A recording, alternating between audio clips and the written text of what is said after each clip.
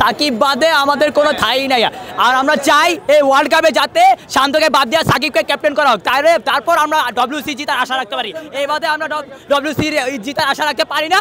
আমরা অবশ্যই চাই সাকিবকে যাতে ক্যাপ্টেন করে তারপর আমাদের WC-তে নেওয়া হোক। মানে যে বিশ্বকাপ আনতে চাই তার দ্বারাই আসবে, আর না হলে জীবন আসতে পারবে না। কারণ সবাই এখানে খেলতে পারছে, ভালোই খেলছে, কিন্তু মনে করেন যে ক্যাপ্টেন্সিটা তেমন ভালো হচ্ছে না।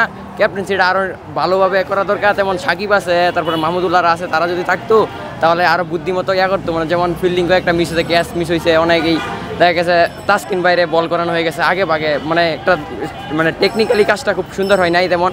মানে যদি তাকে আর একটু মানে কার্যকরভাবে বোলিং করানো হতো আরও ভালো হতো। মানে উইকেট পাশে ঠিক আছে, তার বোলিং খুব ফাইন হয়েছে, মানে ভালো লাগছে।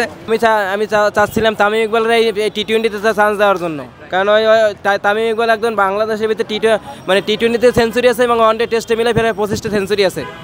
আর এই ব্যাটসম্যানের লগে মনে করেন যে বিভিন্ন অবহেলা মানে মাঠের বাইরে রাখছে, বিভিন্ন কার্যকলাপ দেখায়, বিভিন্ন দেখাইয়ে তামিম ফিট নাই, বিভিন্ন কথা বলে তারপরে ওকে মনে করেন যে মাঠের বাইরে রাখা হয়েছে।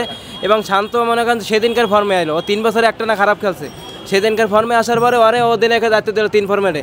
একটা মানুষ মনে করেন খাইতে পারে 5 কেজি, মানে হাফ কেজি, তারে যদি 5 কেজি খাইতে দেওয়া হয় খাইতে পারবো? তো মাথায় ও এমনি খেলায় সেট না, ওইরকম ফিট না। ওর 3 ফর্মেটে ক্যাপ্টেন দেওয়ার ঠিক হয় নাই। মেহেদী মিরাজ 19 দলে ক্যাপ্টেন্সি করছে, আন্ডার-19 ক্যাপ্টেন্সি করে, ওর ক্যাপ্টেন্সির দায়িত্ব দেওয়ার দরকার ছিল, যেহেতু ইয়ং খেলার করতেছে। তাছাড়া তামিম থাকলে তামিমের মনে করেন ক্যাপ্টেন্সি দিলে ওই মানে পারতো। একজন ব্যাটার খুব কষ্ট লাগলো, তাকে যদি মনে করেন বিশ্বকাপ জয় রাখা হতো মাহাদির বদলি, মাহাদির থেকে ও ফাইন, অনেক ভালো, দ্য বেস্ট অলরাউন্ডার, দ্য বাংলাদেশের মধ্যে দ্বিতীয় অলরাউন্ডারের মধ্যে সে আসবে একজন। যদি ওকে সুযোগ দেওয়া হয়তো মনে করেন যে ব্যাটিংয়ের দিক দিয়ে না চাইলেও বলিংটা তার খুব কাজে লাগতো। ব্যাটিং তো অবশ্যই, মানে ওপেনিং যে তাকে কোনো সময় সে নিজের মতো খেলতে পারে না, যদি ও নিজের মতো খেলতে পারতো আরও ভালো করতো। মানে BCB যেটা চাইতেছে ওইটাই পাইতেছে, মানে তার কাছ থেকে। তারপরেও তাকে মানে সে তারপরেও কোনো একটা নাই, তারপরে সে অনেকে আছে। মেহেদী মিরাজের সাথে কি অবিচার করা হলো কিনা? অবশ্যই অবিচার করা হয়েছে, কারণ তাকে কেমনভাবে ধাক্কা দিয়ে ফেলিয়ে দেওয়া। যেমন মাহমুদুল্লাহকে আমরা দেখছিলাম যে বিশ্বকাপের আগে মানে অনেক অবহেলা করে, তারপর লাস্ট পর্যন্ত মাহমুদুল্লাহকে আনতেই হইলো, কারণ সেই বিশ্বকাপের মধ্যে সেই সেঞ্চুরি করলো। যেমন মানে তার খেলার জন্যই মানে বাংলাদেশের খেলা ভালো লাগলো, নয়তো বাংলাদেশ করে পৌঁছে যেত মানে 2025 সালে চ্যাম্পিয়ন মানে কাপটা আমরা খেলতে পারতাম। ভাবছিলাম যে সৌম্য ভালো খেলবে না, পরে দেখলাম না সৌম্য ভালো খেলছে। লিটন দাসকে বিশ্বকাপ স্কোর থেকে বাদ দিলে খুশি হবো। কেন? কারণ সে অফ ফর্মে আছে, তাকে বসিয়ে রাখা হোক, এটাই চাই। লিটন দাসকে বলতে গেলে ও খেলে ঠিক আছে, ওর মনে করেন যে মানে খারাপ করতে আছে ঠিক আছে, অট ফর্মে আছে। একটা ব্যাটসম্যান মাঝে মাঝে ভালো করবে, সে প্রতিদিন হয়তো 150 পাবে না, খারাপ করবে, হয়তো কামব্যাক করবে, হয়তো মানুষে আরও তাকে টল করতেছে নিয়ে। টল করা উচিত না, তাকে আরও সাহস দেওয়া দরকার।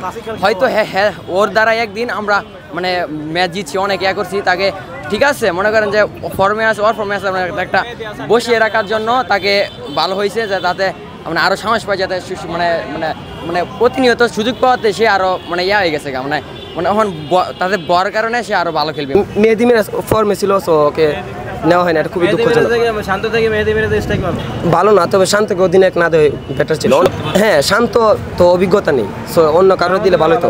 হ্যাঁ, মাহমুদুল্লাহ ভালো ছিল। ফার্স্টে 9 ওভারে খেলা খুবই ভালো ছিল, পরে 2 ওভার পরে মানে তানজিদ তামিম আউট হয়ে যাওয়ার পরে শম্ভু আউট হয়ে গেল, তারপরে খালি টপার অফ করে উইকেট পড়ে গেল। তাই এই জন্য খেলা আর ভালো লাগলো না, পরে টিভি অফ করে মনে করেন রাস্তায় চলে এসেছি, আর খেলা দেখি নাই। বিশ্বকাপে বাংলাদেশ দল ভালো করবে, কিন্তু ভালো খেলোয়াড়ই তো নাই। ভালো লাগলো, বাংলাদেশের খেলা ভালো লাগলো আজকে। আসলে মাহমুদুল্লাহ যদি আজকে তারা স্কোরে নেয় তারপরও সাকিব ভাই আছে, সাকিব ভাই ভালো খেলতে না, তারপর খুব এনজয় করছি, এত উইকেট পেয়েছে।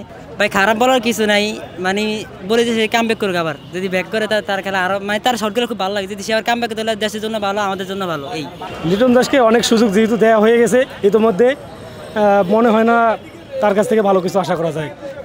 কারণ হচ্ছে সে অনেকদিন থেকে অফ ফর্মে আছে, সেহেতু বিশ্বকাপে চান্স না দেওয়াটাই ভালো হয়েছে। না, যেহেতু সে আসলে অনেকদিন থেকে অফ ফর্মে ভুগতেছে, সেহেতু তাকে না নেওয়াটাই বেটার। কারণ আমরা অন্যান্য দলের দিকে দেখি, আপনার অস্ট্রেলিয়ার কী যেন প্লেয়ারটার নাম জানি কি, অস্ট্রেলিয়ার প্লেয়ারকে ভালো ভালো প্লেয়ারকে তারা বসিয়ে রাখছে। উপভোগ করলেন ভাই, আসলে খুবই ভালো হয়েছে, খুবই ভালো। আর বিশেষ করে বলতে সাকিব আর্জেন্টিনা আসছে বলে দেখতে, বাংলাদেশের খেলা দেখতে অন্যরকম একটা উত্তেজনা থাকে, ঠিক আছে। তার উপরে সাকিবের লাস্ট ওভার ছিল একেবারে রোমাঞ্চকর, যখন একটা 6টা হয়ে গেল ভাই, ওটা তো মনে করেন বলার মতো ছিল। 6টা মতো পুরো স্টেডিয়ামে স্তব্ধ হয়ে গেছিল। তারপরে মনে করেন যে হঠাৎ করে একটা স্ট্যামিনা আউটে পুরাই হয়ে গেছে, পুরো ম্যাজিক হয়ে গেছে। অবশ্যই এটা খুবই ভালোই ছিল, কিন্তু একটা ব্যাটিং এর দুর্বলতা ছিল। একটা ব্যাটিং যদি ঢুকানো যেত, যেমন তানভীর ইসলামের জায়গায় যে একটা ব্যাটিং ঢুকতো, মাহমুদুল্লাহ অথবা অন্য একটা ব্যাটিং যদি ঢুকতো, তাহলে মনে হয় একটু ভালো হতো, সম্ভাবনা ছিল। ঠিক আছে, আচ্ছা দেখেন লিটন দাস খুবই ক্লাসিক ব্যাটসম্যান, সবাই মানবে। ঠিক আছে, কিন্তু লিটন দাস হয় কি, মানে একটা মানুষের অফ ফর্ম চলতেই পারে, তাই বলে যে একেবারে ওয়ার্ল্ড কাপ স্কোর থেকেই করো। এখন অফ ফর্ম চলতেছে, সে থাকুক, সমস্যা নেই, তার জায়গায় নতুন একজন সুযোগ পাক, সুযোগ পেয়ে যদি ভালো কিছু করতে পারে, নতুনদের সুযোগ দেওয়া অবশ্যই দরকার, তাই না? অনেকদিন পর আপনার সৌম্যের খেলা উপভোগ করেছি সবচেয়ে বেশি। সৌম্য অনেকদিন পর এসেছে, সৌম্য আমার প্রিয় খেলোয়াড়, তো সৌম্যর খেলাটা উপভোগ করেছি সবচেয়ে বেশি। বিশেষ করে রিভার সুইপসে যে 6টা মেরেছে সেটা খুব ভালো লেগেছে আর কি। এবং তানজিম সাকিবের শট যেটা, সেটাও খুব ভালো লেগেছে, 50 করেছে। কিন্তু শেষের দিক দিয়ে এসে 9 ওভারে মাত্র 35 রান এসেছে, সেটা খুব দুঃখজনক ছিল, অল আউট হয়ে গেছে। এভাবে পারফর্ম করে গেলে তো সৌম্য ভালো করবে। এবং শুধু সৌম্য তো একদিক দিয়ে নয়, সৌম্য ব্যাটিং বোলিং আছে, তারপর হচ্ছে ফিল্ডিং আছে। আপনারা দেখেছেন যে হ্যাঁ ভালো একটি ক্যাচ ধরেছে, এবং যেখানে ইজি ক্যাচ বলা যাবে না, একটু রিস্ক ছিল, 2টা ক্যাচ ইজি মিস করেছেন তাওহিদ হৃদয় এবং হচ্ছে আপনার কিপার জাকের আলী। কিন্তু সৌম্য সেখানে 30 গজের ভিতরে বাউন্ডারি লাইন থেকে গিয়ে ভালো একটা ক্যাচ ধরেছেন। সুতরাং তাকে বলাই যায় খুব ভালো সব দিক দিয়ে, যার কারণে প্রিয় হবার যোগ্য এসে। অনেক খারাপ লাগছে, অনেক কষ্ট হয়েছে, মানে বলে বোঝাতে পারবো না, অনেক ভালোবাসি তারে। লিটনকে সবচেয়ে বেশি ভালোবাসেন? জি অনেক অনেক। আপনি আপনার চোখে মুখে কেমন জানি হচ্ছে, পানি ঝরছে, খুব মন খারাপ। কতটা ভালোবাসেন লিটনকে? এত ভালোবাসি তারে বলে বোঝাতে পারবো না। আমি সেই আমাদের গ্রাম অনেক দূরে, আমি অনেক দূর থেকে তার খেলা দেখতে আসছিলাম, তো দেখতে পারছি না, অনেক কষ্ট হইতেছে। ফ্রম মানে এটা ক্রিকেট মানে একদিন জিরো একদিন হিরো, তো আমি বেশি কিছু বলবো না। আশা করি খুব দ্রুতই ফিরে আসবে, অবশ্যই দেখতে চাই। সামনে আরেকটা সিরিজ আছে, আমি চাই সেই সিরিজে ভালো কিছু করুক, যাতে ওয়ার্ল্ড কাপে জায়গা পাক। তার খারাপ সময় যাইতেছে, এমন মনে হয় এটা কিছু বলার নাই আমার, মানে অসাধারণ ভাই। একমাত্র তার জুটির বলেই আমরা যতটুকু রান হয়েছে সৌম্য এবং তানজিদের জুটির মাধ্যমেই হয়েছে। তারপরে আপনি দেখেন, তারপরে কেউই আসলে তুলনামূলক বড় কোনো স্কোরই করতে পারেনি। অবশ্যই ভালো, অবশ্যই। আমার মনে হয় যে পরবর্তী যে ম্যাচ আছে সে ম্যাচে অবশ্যই সৌম্য সরকারই খেলবেন এবং ভালোই খেলবেন। আমার মনে হয় মোটামুটি অ্যাভারেজ বলা যায় আর কি। আমরা প্রত্যাশা ভালোই করব, এখন দেখা যাক বাকিটা। তবে এখন অ্যাভারেজ মনে হচ্ছে। এখন যেহেতু অন্য কোনো ম্যাচ নাই, তো সুতরাং যার সাথেই খেলুক, আর জিম্বাবুয়ে একটা ইন্টারন্যাশনাল দল, সুতরাং তাদের সাথে যার সাথেই খেলুক না কেন, প্রস্তুতি হিসেবে আমার মনে হয় যে খুব একটা খারাপ না, ভালো। বাংলাদেশের খেলার মানটা অনেক ভালো লাগলো। তো সাকিব ভাইয়ের কাছ থেকে যেটা আশা করছিলাম সেটা হয় নাই। তো উনি আসলেই একটা বল খেললো, তারপরে বলে আউট হয়ে গেল। তো সর্বোপরি সব মিলিয়ে বাংলাদেশের টিম ভালোই খেলছে।